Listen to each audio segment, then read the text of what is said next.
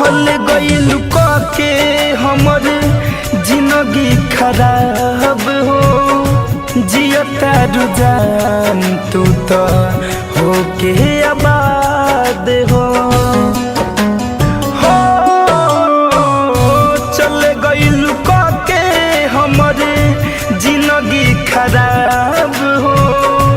जियता रुझान तू तो होके आबाद हो लगता जुदाई ओकर हो लगता जुदाई ओकर जान लेके जाई हो विधाता हमर मौत कब आई हो विधाता हमर मौत कब आई हो।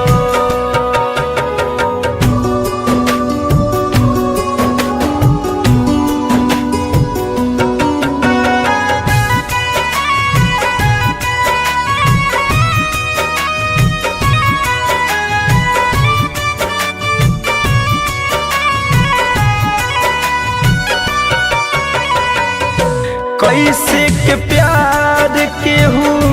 करियन जान से फैशन फिरोज खेला होता इंसान से कैसे के प्यार केहू करियन जान से शिव मन मोही खेला होता इंसान से बिछड़ के धनंजय से हो बिछड़ के धनंजय से कैसे रह पाई।